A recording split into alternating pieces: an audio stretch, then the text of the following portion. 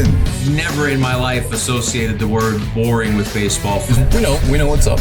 Me? Yeah. Famous? Yeah. And I'm like giddy over there smiling like, we're about to win this shit. Did everyone give you crap? Give me a good host story. I'm not picking it up. We both love the game. We talk about it every day. Getting on baseball. Having some popcorn, you're fooling around your phone. I'd have to wait in line for 3 hours. Hang on, because it's about to be a wild ride. All right, there's absolutely no human being on the planet I'd rather be talking to right now than Lucas Erceg. I appreciate it, man. I appreciate the times that we have talked, I can honestly say, have been some of the most insightful interviews that we've done. So I appreciate every time I see you. But we were just talking about congratulations on your 5-year sobriety. Thank you. Yeah. This is the most important anniversary. We have guys saying, hey, 10 years in the majors, which is great. Yeah, that's awesome. It's awesome. Sure, yeah. It's awesome. But this is what we should take 2 seconds to appreciate and celebrate this, right? Sure. Yeah. Absolutely. So what did that mean to you when you got to that? And tell me the date again. June 10th, 2020. Okay. So just tell me, kid, to go through about how that felt that day. It was funny. I woke up that morning and hadn't really thought about it, right? Same thing, I just turned 30 in May, and my wife had reminded me a couple of times, before I went to the field, that it was my birthday, and I kept forgetting, and it was more or less the same thing with my sobriety date, but, just getting to that 5-year mark is special, right? I call it a milestone, 5 years, 10 years, 20 years, whatever it is, but just to kind of look back on the last 5 years of my life and see the situation that I'm in now, all kind of dates back to making that decision on June 10th during that COVID year, just making my lifestyle changes and knowing that I was kind of taking myself down the wrong road. So being able to look back on that and see what has come, what has come into reality for me in terms of where I wanted to be in my baseball career, where I wanted to be with my relationship with my wife, all that stuff culminates to that decision. So I'm eternally grateful. I make sure every day I step out onto the field, I say hi to fans, I soak it all in because this is truly special. You said 10 years in the big leagues is a milestone, right? And that's something I really look forward to, but even if I don't get there, I want to make sure that every day that I'm here, I truly soak it all in and have it with a grain of salt that I'm here for a reason and it wouldn't be without my sobriety that this is all possible. Before we get to some of the stuff that you've done recently, I know you've told the story, but take me through that day, if you can, the 5-year, when this started, when your sobriety started, if you can, about that decision. Yeah. And looking back at it, well, now you can look back 5 years later and say, man, that was probably a tougher.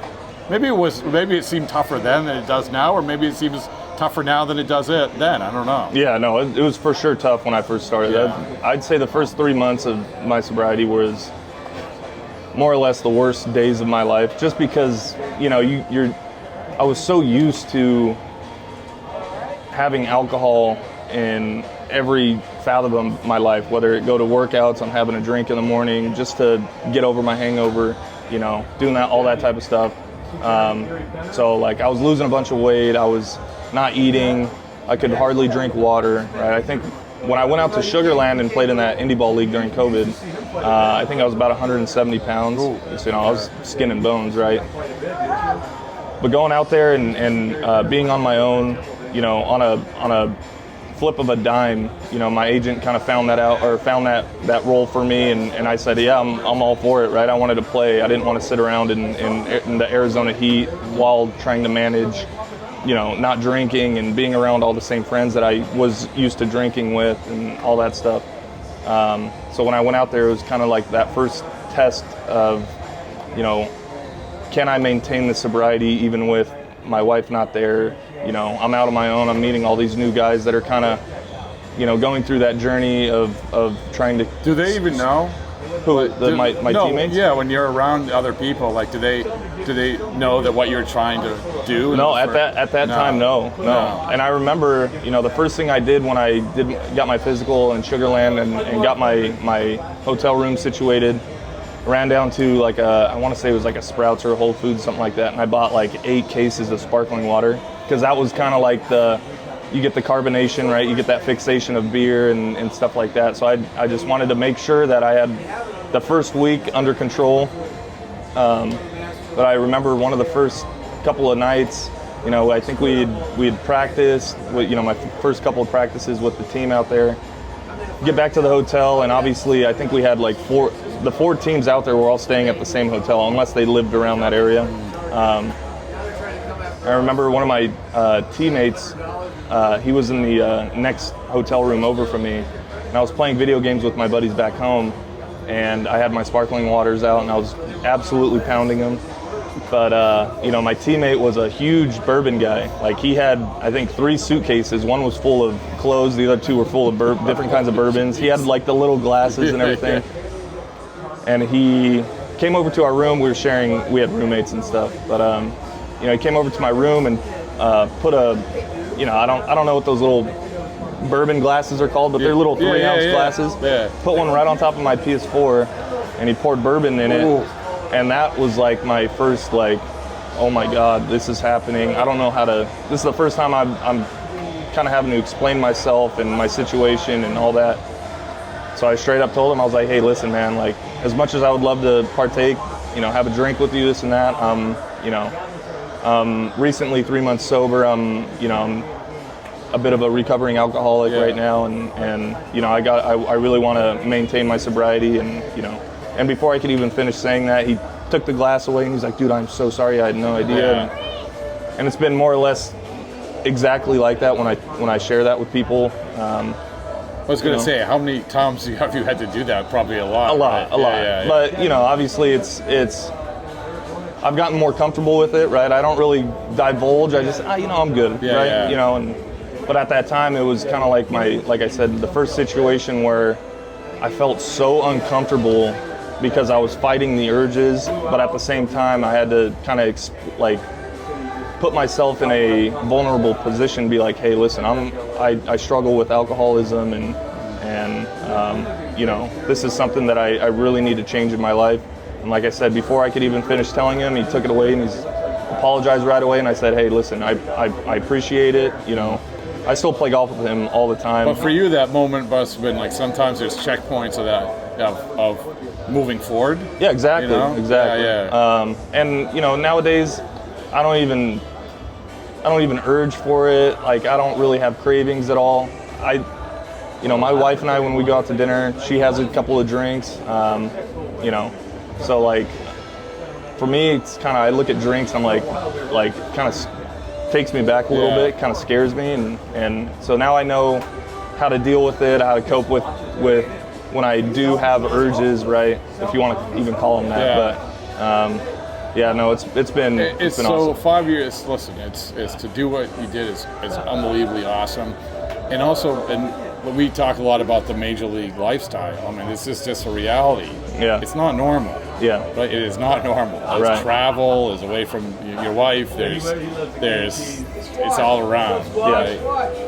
I would imagine that's another part of it, being able to you figured that part of it out. Sure, right? Absolutely. Well, and it's kind of a funny story, but when we were celebrating the playoffs last year, everyone was kind of spraying champagne, and I was kind of on the outer circle, right? Everyone was spraying champagne, but I remember moments where champagne would kind of get on my face and start running down my mouth, and I would remember going, "Oh, you spitting it out." It's like dripping down my beard and my mustache, and I'm just like, no, this isn't it. You know what I mean? But it didn't make things that you never thought you had to do. Right? Exactly, yeah. And it didn't make me uncomfortable or anything. I just didn't want, I didn't want guys looking at me and I'm going, like this or anything. So, but it's been easy, right? And I tell this to everyone, it all comes down to, making a choice, right? You have to make a choice in every single second of your life, what you want to do, what you want to accomplish every day. And if I know I'm making the right choice with each step, I know I'm putting myself in the best position to, create that success. And looking back, like I said, on the last 5 years of my life, it's been a culmination of that. So. Did you do anything on the anniversary? No, but the day before, I think I just mentioned to you, on June 9th, I went out to Boonville Correctional Facility, which is in Boonville, Missouri. We had an off day at home that day, and went out and spoke with a bunch of inmates and people out there. The head chaplain at the correctional facility reached out to me last year when I first got traded over, and I told him, hey, listen, I can't really find the time right now. I'm just focused on trying to find a place to live in Kansas City and get my wife situated and all that stuff. And we were in the playoff race, so I told him, next season, if I'm still here, like, I'd be more than willing to come out there and talk to these guys. So what was that like? Awesome, man. Really? It was awesome, yeah. I think leading up to that point, I wasn't really nervous. I was kind of excited to, just talk to these guys, have my words kind of resonate with them, but But you don't know, like, I would imagine walking in there. I mean, I've never been in jail, but like, it was pretty, not hectic. I don't want to say the wrong word, but it was pretty regimented, or no, it just kind of took me back, right? Like now it's realistic. I'm inside these walls with barbed wire, and I'm they're taking us on this tour, and we're walking by guys, and they're kind of looking at us, and not in a derogatory way or anything, but just like, who's a new person? Yeah, exactly. And but it was cool to find out that they had so many resources. They were school courses to get their GEDs and all that stuff. They had other courses with learning how to use excavators and all that stuff. Nationally certified courses, so that when they do get out of prison, they already have their certifications to get into whatever field they want to do. Yeah. They had wood shopping courses. They build a lot of things for handicapped people and other organizations, and they kind of sell them so that they can reuse the money to buy more wood and create more things. So it's this whole, they have it awesome, right? The resources down there are really cool. What's a good question that was asked? I won't say the best question but I think one that resonated with me the most was, they asked me when times are tough and when you are dealing with those negative thoughts or those pessimistic outlooks on your life and what the situation you're in is. I basically told them, like, every day is going to have its struggles, right? I'm not going to wake up feeling great. I'm not going to wake up not sore, right? I'm not going to wake up after a bad outing and kind of have the best outlook on my life, right? So the hardest thing for me to accomplish that day is to immediately try and flip that mindset to something positive, right? Like flipping your mindset to a positive outlook on your life. And I told them that just it starts with the choice you want to make, right? And I talk about perspective. I talk about making the right choices all the time. You're fighting your inner demons telling you can't do something. Like when you fight those inner demons back and you talk to yourself and you make yourself realize that happiness is a choice. You can accomplish more things than you thought you would with that positive outlook. So for me, it was just like, you have to maintain that positive outlook every single day. And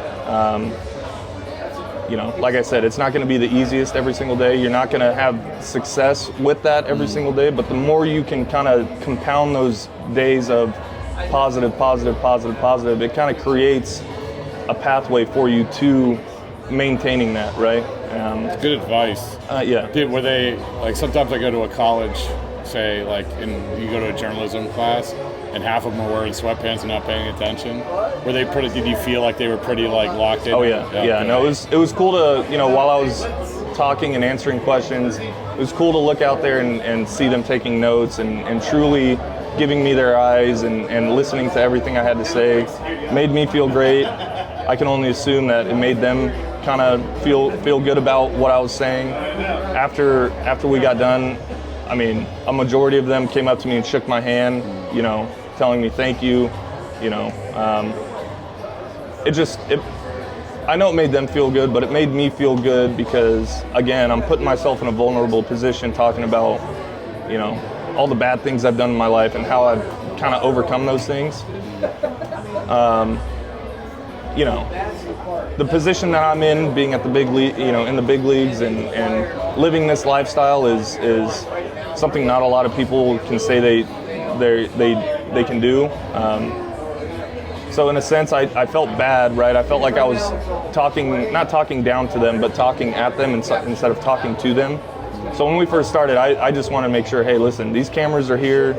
I'm not trying to market myself. I'm not trying to do this for Instagram likes or anything like that. I'm doing this because reaching out was the best thing that I could have done for myself in getting started with, you know, my sobriety.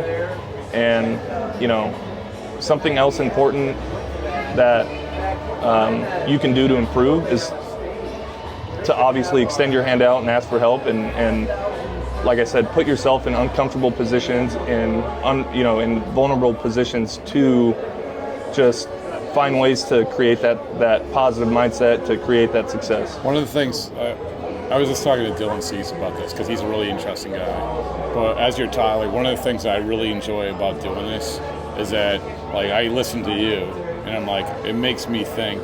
You know, I listen to a lot of podcasts, whatever it is, but I listen to you, it makes me think, it makes me say, like, well, when you're saying what you're saying, like, how can I pass that on to my kids?